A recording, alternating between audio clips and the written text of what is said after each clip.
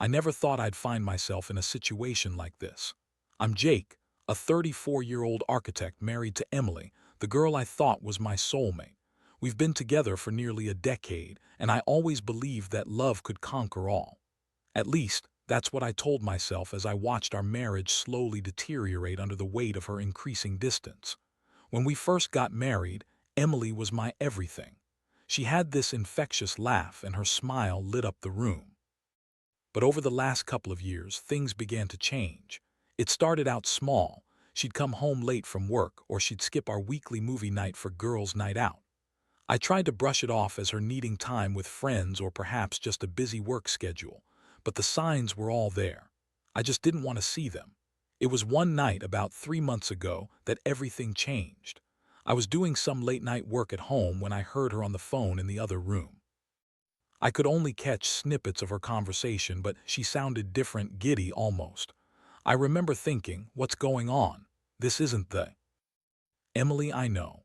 I listened closely, and the words "he gives me butterflies" floated through the air. My stomach twisted in knots. Who was he? That night I confronted her about the phone call. She laughed it off, saying it was just a silly conversation with a coworker.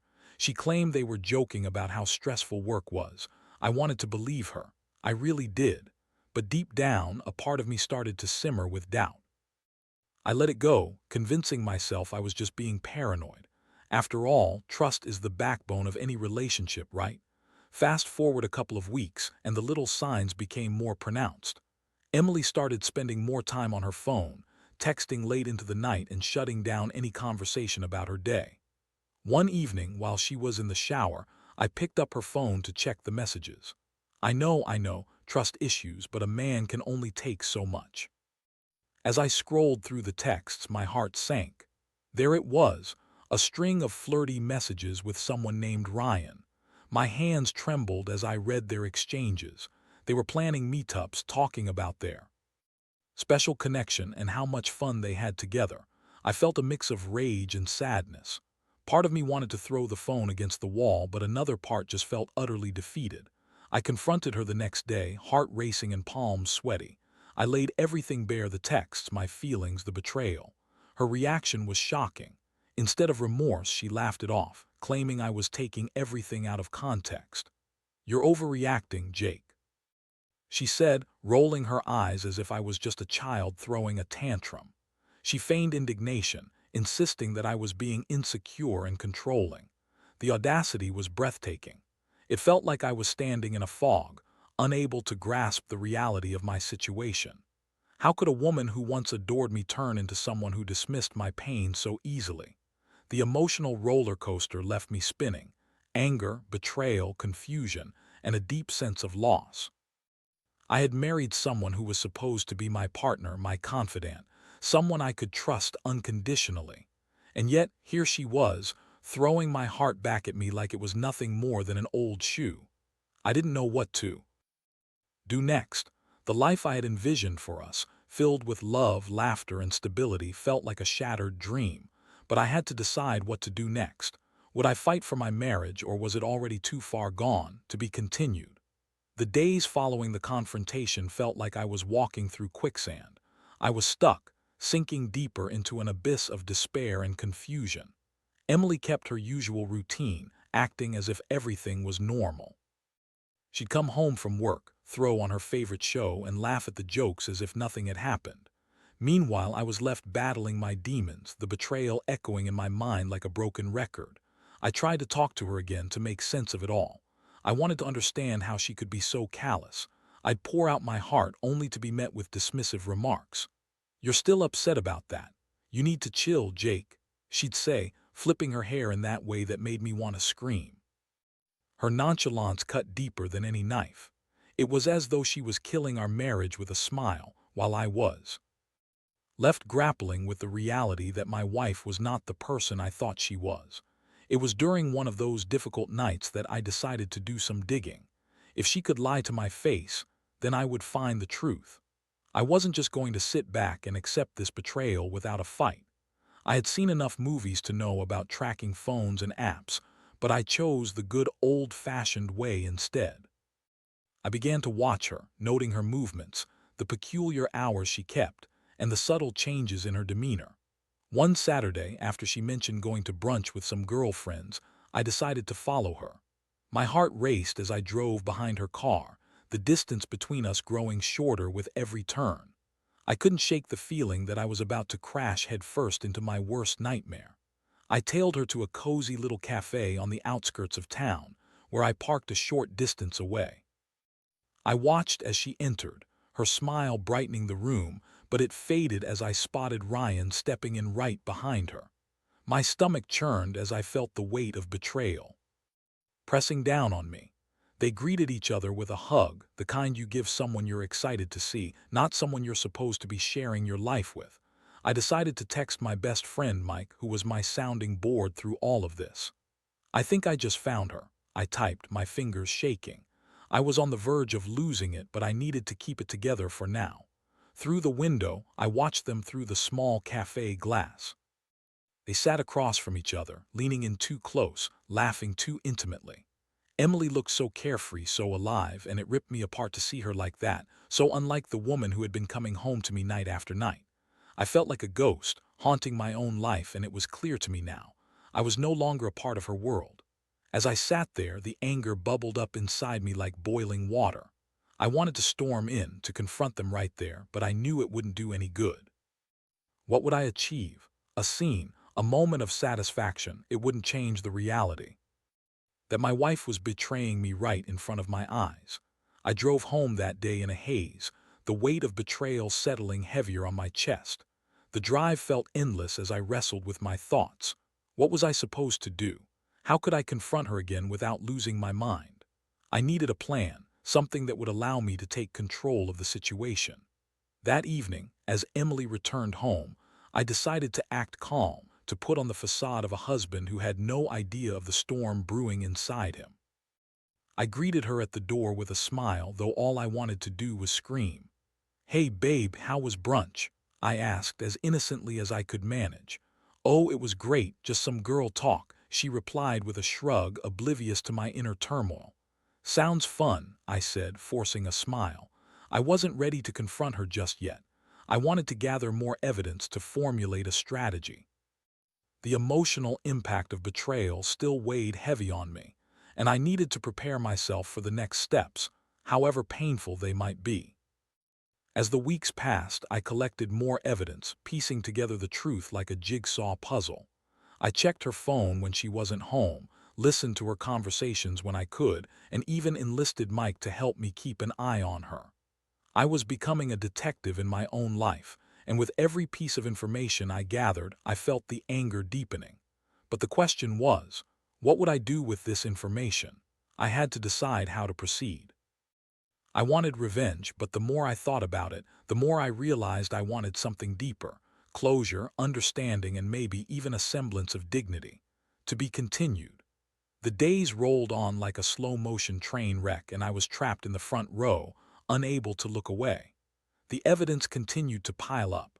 I collected enough text messages and photos to fill a small album, showcasing Emily and Ryan's relationship. The intimacy they shared, evident in the way they joked and flirted, felt like daggers to my heart. I would lie awake at night, staring at the ceiling, picturing the two of them together, wondering if they had crossed the line into something deeper, something permanent. It was a Friday night when I decided it was time to confront her again. I had reached a boiling point. The lies had created a chasm between us that seemed too wide to cross. I knew I had to lay it all out on the table, to force her to look me in the eyes and acknowledge what she'd done. I waited until she came home from a work dinner, her cheeks flushed and her laughter echoing through the hallway. I could feel my heart racing as she flitted about, completely unaware of the storm brewing inside me. I took a deep breath and steeled myself for what was to come. "Emily," I said, my voice steady but laced with tension. She turned to me, a quizzical look on her face. "We need to talk." "About what?" she replied, her tone almost dismissive. "About you and Ryan," I said, watching her expression shift from casual to defensive in an instant. It was like flipping a light switch. "What are you talking about?" She shot back, crossing her arms. "Cut the crap, Emily. I know about the texts, the dates, the way you look at him."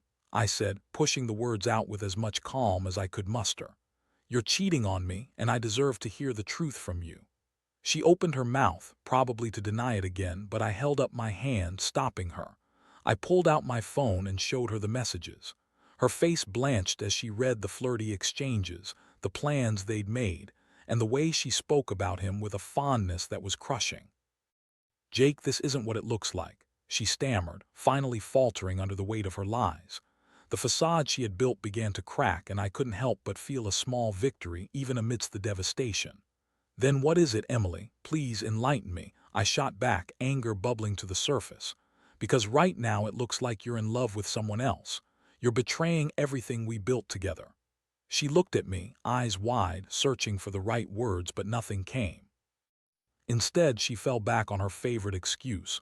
You're overreacting. It was just a fling. It didn't mean anything. My chest tightened with disbelief. A fling? Is that how you justify tearing apart our marriage? How could you even say that? You told me I was your everything. Her face twisted in frustration, and for a moment I saw genuine panic in her eyes. It was as if she realized she had pushed me too far. I was just trying to find happiness, Jake. You've been so busy with work, and I needed someone to talk to, she said, her voice rising defensively. I couldn't believe what I was hearing. So this was how she justified it. All that time spent with Ryan was just her seeking happiness while I was out trying to build a future for us. So you thought cheating was the answer. You thought you could just replace me, I asked, incredulous.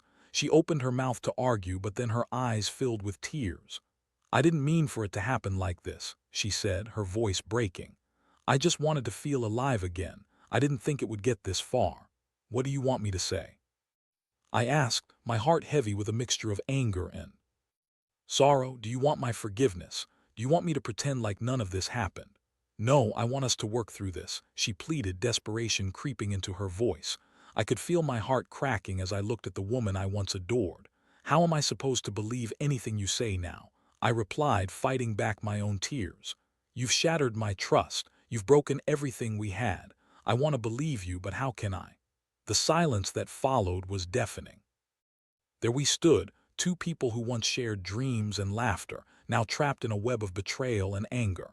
I felt lost, like the ground had shifted beneath my feet. That night I couldn't sleep. I tossed and turned, my mind racing through every moment we had spent together, every promise we had made. I replayed her laughter, the way she used to lean into me when she laughed, how we used to be. And now, here we were, standing on opposite sides of a canyon created by lies. I eventually made my way to the living room, seeking solace in the quiet darkness. I knew I had a decision to make, and it wasn't going to be easy. Over the next few days, I threw myself into contemplating the future. Should I try to salvage our marriage? Could I ever trust her again? Or was it time to let go? Each option felt heavy, weighed down by the emotional toll of her betrayal. That weekend, I met Mike for drinks to clear my head. As I recounted the events, I could feel the frustration spilling out of me. I just don't know what to do, man, I said, staring into my glass. Do I just throw away everything we had? I still love her, but how can I ever look at her the same way? Mike listened intently as I poured my heart out. You have to do what's best for you, Jake, he said, leaning back in his chair. Love is one thing, but respect and trust are essential. If she can't give you those, do you really want to stay in a situation where you're always second-guessing her? His words hit home. I didn't want to live in a constant state of suspicion and heartbreak. The thought of rebuilding my life felt daunting, but the alternative, staying in a toxic situation, felt like a slow death. As the sun set that evening, I made my decision. I had to choose myself for once, no more silence. It was time to reclaim my life, regardless of how painful it would be, to be continued. The days that followed felt surreal, as if I was living in a world that had been flipped upside down. I had made my decision, but actually executing it was like standing on the edge of a cliff, staring down at the unknown. I needed to confront Emily again, to lay out my intentions clearly. I knew this wouldn't be easy, but I owed it to myself to be honest about how her actions had affected me. One evening, after a long day at work, I summoned the courage to have the talk. Emily was in the kitchen, preparing dinner, and the aroma of garlic filled the air. It felt like a scene from our happier times, but it only made my heart ache more. I took a deep breath and sat down at the kitchen table, the weight of my heart pressing down on me. "Emily, we need to talk," I said, my voice steady but laced with tension. She glanced at me, her expression shifting from casual to concerned. "What's wrong?" she asked, setting the spatula down and wiping her hands on a towel. "I've been thinking a lot about us, about what's happened. I don't want to just sweep this under the rug," I said, trying to keep my tone as calm as possible. She nodded slowly, her eyes widening slightly. "Okay, I'm listening. I can't be in a relationship where I'm constantly questioning your loyalty. The trust is gone, Emily. You've betrayed me in a way that I never thought possible," I said, feeling the knot in my stomach tight. "I need you to understand how deeply this has hurt me." "I know, Jake, I messed up. I'm so sorry," she pleaded, her voice trembling. "Please, just give me another chance. I'll do anything to fix this." "Do you even understand what fixing this means?" I shot back, the anger bubbling to the surface again. "It's not just about saying you're sorry. It's about rebuilding trust, and I don't know if I can even look at you the same way after everything you've done." She bit her lip, her eyes glistening with unshed tears. "I know I've made terrible mistakes, but I love you. I don't want to lose you. I wish that mattered, but love isn't enough, Emily. Not when there's been so much deception. I can't live my life in a constant state of suspicion." "It's exhausting," I said, my voice cracking. I watched as her expression shifted from desperation to anger. "So, what? You want to walk away from everything we've built together over one mistake?" "It's not just one mistake, it's a pattern." I exploded, my frustration boiling over. "You didn't just slip up, Emily. You chose to betray me repeatedly, knowingly." We fell into silence, the air thick with tension. I could see the calculation in her eyes, as if she were mentally processing every word. I knew what I needed to say next. I had to be clear about my intentions. "I think it's time for us to separate," I said, the words feeling heavy as they left my lips. "I need time to figure out what I want without you in my life." Her face fell and the tears began to stream down her cheeks. "You can't be serious," she whispered, shaking her head as if in disbelief. "I am serious, Emily. I can't continue living like this. I need to reclaim my life, and if that means stepping away from you, then so be it," I said, resolute. She crumpled, and I felt a pang of sadness in my chest. I had never wanted to hurt her, but I knew that staying in this toxic environment would only lead to further resentment. I had to prioritize my own mental well-being, even if it felt like tearing my own heart out. "Jake, please don't do this. I'll change, I promise, just give me some time," she pleaded, falling to her knees in front of me. The sight was gut-wrenching, and I felt the walls I'd built around my heart beginning to crack. But I stood firm. "It's not just about giving you more time, Emily. It's about whether we can ever really rebuild what we had. And right now, I don't think we can." I watched as she tried to gather her composure, wiping her cheeks with the back of her hand. "You're making a huge mistake," she said, a mix of desperation and anger in her voice. "Maybe I am, but I have to do what's right for me," I replied, feeling a strange sense of clarity amid the chaos. I was reclaiming my life, taking back control over my own happiness. As I walked away from the kitchen, I could hear her sobs echoing behind me, a haunting reminder of what we had lost. The emotional toll weighed heavily on my heart, but I couldn't allow myself to spiral back into the pain. I needed to focus on healing. In the days that followed, I began to establish boundaries. I told Emily to stay with a friend for the time being, giving us both space to process what had happened. I threw myself into work, finding solace in the structure of my job and the creativity it brought. I started going to the gym regularly, allowing exercise to help clear my mind and reduce stress. I also reached out to friends who had supported me throughout this ordeal. I found comfort in their company, sharing my experiences and seeking advice. They helped me remember that I wasn't alone in this journey. But there were moments when loneliness crept in, moments when I would catch myself longing for the life we had, the love we shared. I had to remind myself that I was choosing to break free, even if it hurt. It was during one of those quiet moments that I found the strength to reflect on what I had learned. I realized that love should never come at the cost of self-respect. I deserved to be with someone who cherished and valued me, not someone who took my love for granted. As I moved forward, I began to envision a future without Emily. It felt both liberating and frightening, but deep down, I knew it was necessary. To be continued. As the weeks turned into a month, life without Emily began to take on a new rhythm. I found a strange sense of peace in the solitude that had once seemed daunting. Each day felt like a fresh start, an opportunity to reevaluate what I wanted from life. I immersed myself in work, diving into projects that excited me, and even started to explore new hobbies. I signed up for a pottery class that I had always wanted to try but had put off for years. At first, it felt strange to be doing things for myself, but I quickly rediscovered passions that had been buried under the weight of my marriage. There was almost a thrill in creating something from nothing, whether it was a piece of pottery or a successful project at work. I also began to spend more time with friends, reconnecting with people I had unintentionally neglected while focusing on my relationship with Emily. Despite this newfound freedom, there were still moments of doubt. I would occasionally scroll through my phone, half expecting to see a message from her. I longed for closure, and a part of me missed the familiarity of our life together. But I had to remind myself why I had made the decision to separate in the first place. I couldn't allow nostalgia to cloud my judgment.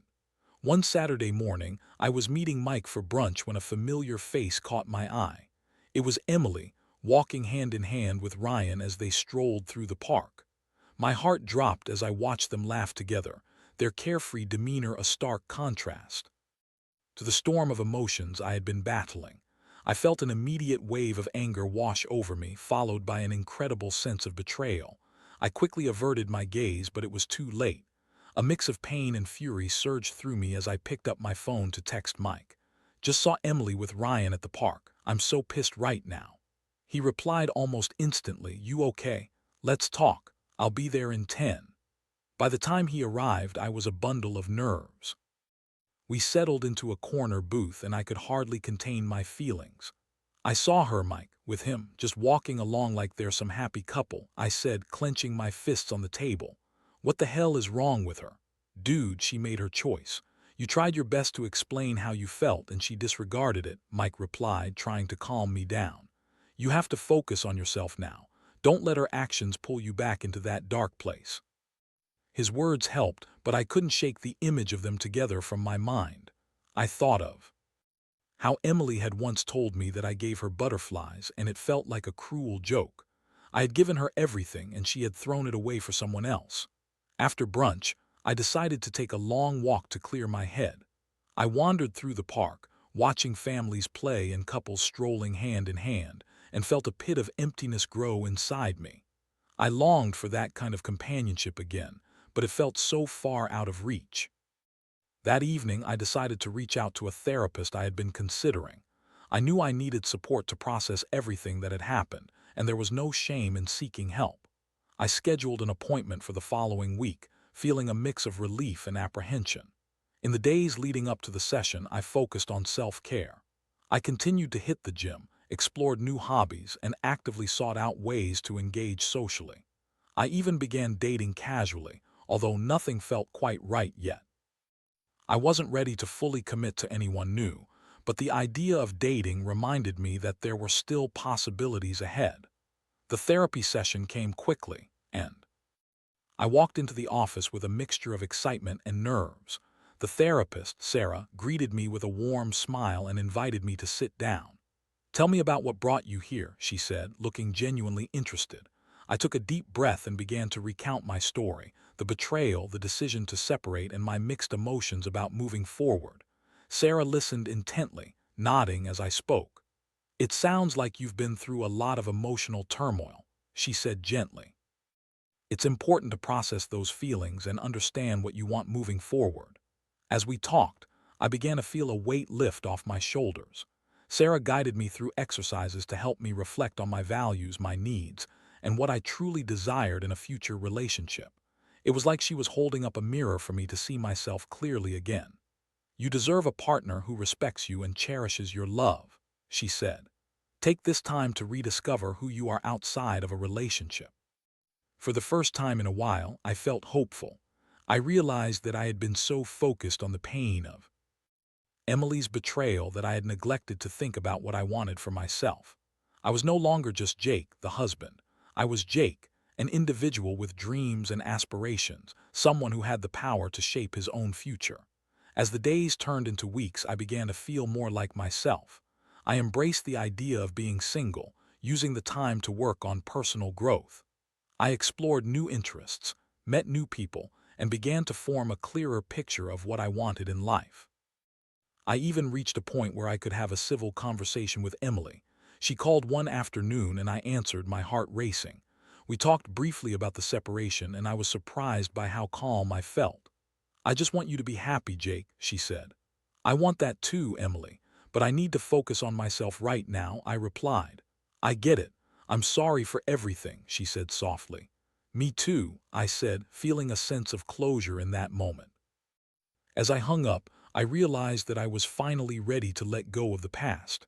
It was time to move forward, to embrace the uncertainty of the future, and to trust that I would find my path again. To be continued. As I continued to embrace my newfound independence, I entered a phase of self-discovery that I had never expected. My therapy sessions with Sarah became a safe space for me to explore my feelings, my past decisions, and my hopes for the future. With each session, I peeled back layers of hurt and confusion, gaining clarity about who I was and what I wanted from life. I started setting goals for myself, both personal and professional. I signed up for a marathon that would take place in a few months, a challenge I had always wanted to take on but had never prioritized. I also began sketching plans for a new architectural project that had been swirling in my mind for years, but had been overshadowed by my relationship with Emily. One evening, while training for the marathon, I met Sarah at a local coffee shop after one of her runs. We got to chatting, and I found that we shared many interests. It felt refreshing to connect with someone on a different level, free of the baggage that had once weighed me down. As we talked, I realized how important it was to build connections that were rooted in shared values and mutual respect. Over the next few months, I began to shift my perspective on dating. I re-entered the dating scene with a sense of excitement instead of apprehension. I was ready to meet new people, to explore possibilities, and to seek a partner who would uplift and challenge me, rather than belittle my feelings. I went on several dates, each one a different experience. Some were fun, some awkward, and a few just didn't click at all. But for the first time in a long while, I was enjoying the process. I learned more about myself through each interaction and gained confidence in my ability to choose a partner who truly resonated with my values. It was during a hiking date with a woman named Lauren that I felt the thrill of potential connection again. We climbed a local trail, the sun setting behind us, casting golden light across the landscape. We talked about our dreams, our favorite books, and our mutual love for adventure. It felt natural and easy, a stark contrast to the tension that had marked my previous relationship. After the hike, we sat on a rock overlooking the valley, and I realized that I could laugh and enjoy someone's company without the weight of past betrayals tainting the experience. It was liberating to feel genuine joy again, to know that I was capable of moving on and finding happiness. As I navigated this new chapter, I kept reflecting on the lessons I had learned from my relationship with Emily. I understood that love could be a beautiful thing, but it should never come at the cost of my own self-worth. I had learned the importance of communication, honesty, and most importantly, the value of trusting my instincts. In the months that followed, I continued to grow my friendships, cultivate new interests, and build a life that felt fulfilling and authentic to me. I no longer felt like a ghost in my own life. I was reclaiming my identity, piece by piece. I also revisited my dream of starting my own architectural firm, a goal I had shelved for far too long. The day of the marathon finally arrived, and as I stood at the starting line, I felt a surge of excitement mixed with nervous anticipation. I took a deep breath, looking around at the sea of runners, each person on their own journey. As the race began, I found my rhythm, each step a reminder of how far I had come. With every mile, I felt stronger both physically and emotionally. When I crossed the finish line, I was overwhelmed with a sense of accomplishment. I had set a goal, worked hard, and completed it. It wasn't just about the race. It was a testament to my journey of healing and growth. As I stood there basking in the post-race glow, I received a message from Emily. She had sent a simple congratulations, with a photo of a card she had meant to send. I felt a wave of mixed emotions wash over me, nostalgia, sadness, and even a bit of closure. I realized that I still cared about her, but I was no longer defined by our past. I had found my footing, and there was a new life awaiting me, one full of potential and freedom. I texted her back, thanking her, but I knew that our paths had diverged for good. As the sun set on that chapter of my life, I reflected on everything I had learned. I realized that sometimes the hardest experiences could lead to the most profound growth.